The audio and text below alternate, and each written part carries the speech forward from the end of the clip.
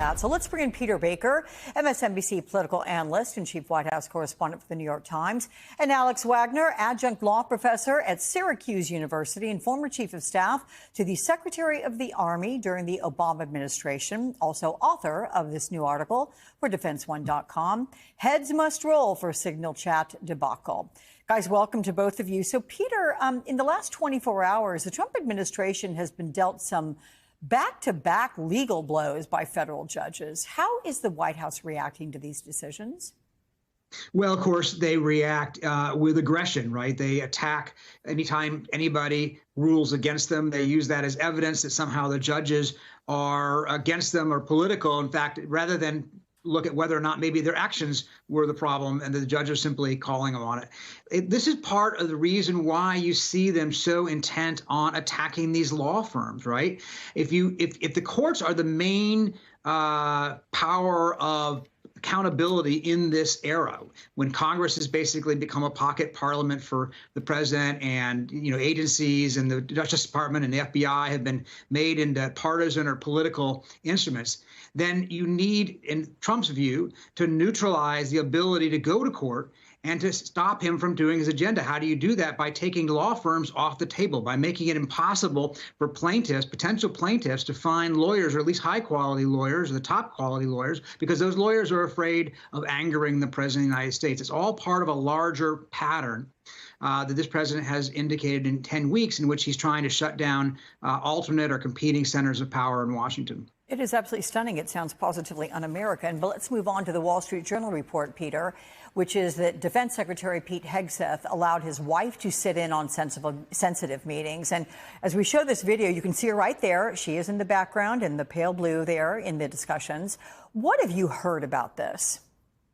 Yeah, I mean, look, cabinet secretaries have often brought spouses on foreign trips with them, but usually in a sort of a diplomatic kind of role, in the kind of role where they show up for a dinner or for a photo op or what have you. They don't usually sit in on the actual business meeting, certainly ones with sensitive topics like war in Europe. That's very unusual. And I think that that's something that obviously has caused consternation at the Defense Department, where they take things like this seriously. They have protocols for secrecy, and Alex obviously can talk about that better than I can. But I think that this is a thing that obviously has offended some people who are in charge of protecting the nation's secrets, because they don't see it as, in concert with the rules and the protocols and the traditions that the country has established over many, many years. Yeah, well, as Pete has suggested, let's go to you, Alex, because according to this report, these two meetings were with foreign military counterparts. So, Alex, what level of classification would they fall under?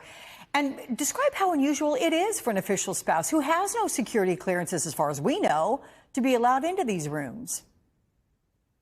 Alex, these meetings are often somewhat sensitive, and so a spouse typically wouldn't be invited. It's not unusual to bring a spouse to a foreign military installation, for example, to meet with the spouses of service members.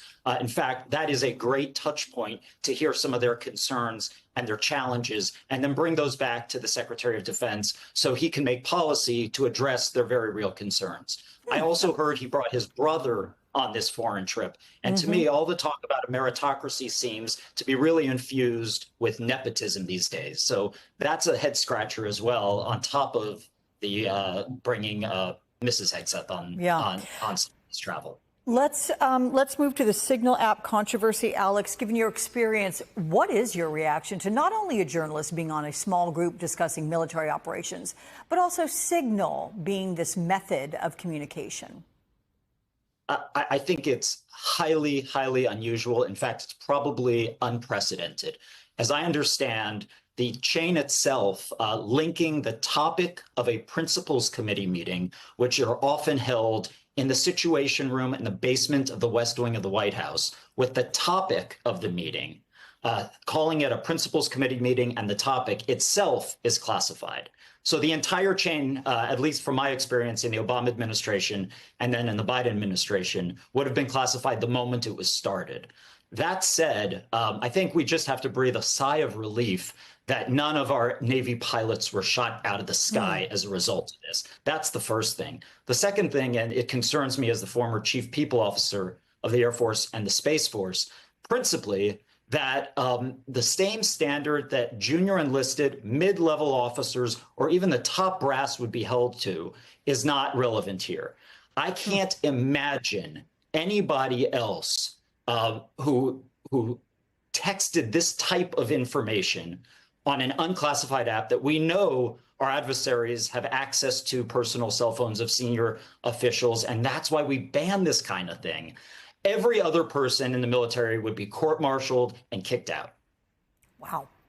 So you have, Peter, National Security Advisor Mike Waltz. He has taken responsibility for this incident, but the group included Defense Secretary Hegseth, Director of National Intelligence Gabbard, other top members of the administration.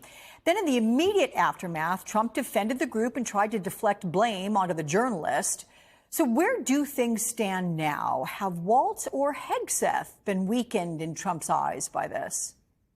Well, I think so. I mean, the question is whether he does anything about it, and that's a different question. But no question that that Waltz and Hegseth are on the bubble here. No question that they're under fire from their own Republicans. In fact, maybe more in private than in public, but they have not helped themselves. And the question is whether or not Trump chooses to do anything. He is so far dug in. He is basically saying he's not going to take action against them. Certainly Pam Bondi, the Attorney General, made clear the other day she doesn't seem likely to start any kind of investigation. Certainly, as Alex just said, any other situation like this you would think would prompt at least an investigation, even if not necessarily charges. Just to look at what the facts are and see what the situation is and make an evaluation as to whether charges might be appropriate. Here, that doesn't seem to be happening. Now, it is possible that the president eventually decides he wants to get rid of one or both. And each of them has their own problems aside from this with the president. Waltz is not a favorite of the MAGA crowd. There's been talk about him already behind the scenes, even before this. But at the same time, I think that Trump, more than anybody, likes to resist what he considers to be the chattering class. He doesn't like to act under pressure from Washington writ large. And if he can avoid it, he probably will. But but leave these guys on the hook, and that means that if they get in trouble again, even if they survive this time, there's less patience for it. Yeah.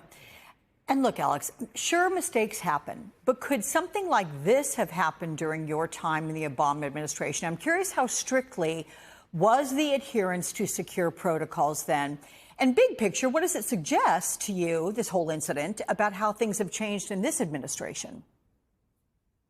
Alex, from the bottom to the top, everyone who's ever served in the Department of Defense, civilian and military, has to take these basic cyber hygiene trainings every year. They're annoying, they're not fun, but we've all got to do them to prevent exactly the type of action that just happened. As for what it means, I wonder, I scratch my head, could they really be either so inexperienced or so lazy to subvert the basic precautions that are required when America puts its troops in harm's way? And that, to me, when you pull whether or not there was a journalist on the thread or not, whether it's classified material or not, at the end of the day, this type of information getting into the wrong hands threatens and imperils Americans' lives. And that is a really serious thing. And we have to take some action going forward to assure our men and women in uniform that the senior leaders are not being cavalier with their safety. Peter, you write, what constitutes an official secret in this new era in Washington, it turns out, seems to depend on who is asking and who is telling. How do you explain, Peter, the variety of explanations, the excuses from the various administration members this week? Is it a messaging issue or is it more than that? Well, it's an attitude issue, right? It's a perception issue, and it's a policy issue. What you consider to be a secret. This is the same week that that the administration went to court and said that it will not tell a federal judge what time a plane of migrants landed in El Salvador, what time it took off, and what time it left U.S. airspace, because that's too sensitive. They invoke what's called the state secrets privilege. Too sensitive to tell a judge information about a plane that has already landed. And by the way, whose landing was captured on video and posted online by the president of El Salvador. Hardly a secret. But they're saying it's too secret. At the same time, they're saying that information about an upcoming military strike, including the specific times that the warplanes would be hitting the targets, is somehow not classified. somehow not a problem to have out there on an unsecured commercial group chat text like Signal. And I think that disparity happening in the exact same week is very telling, because what it tells you is, of course, it's situational. When it's in Trump's interest to hide information from a federal judge because he's worried that it might look like he did something wrong, in other words, violated the judge's order to turn that plane around, then it's too secret to talk about.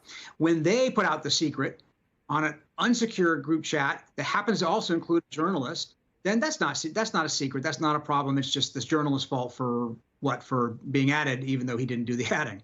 I don't know. A lot of this flies in the face of basic logic, but that's just me.